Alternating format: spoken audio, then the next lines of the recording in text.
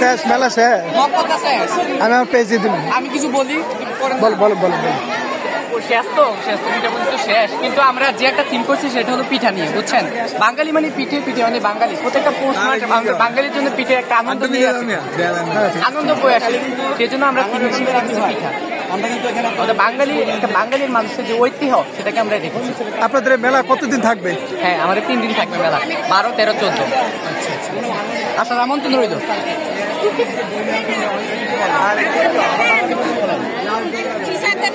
হ্যাঁ, শিক্ষকদের কিছু জিজ্ঞেস করবো।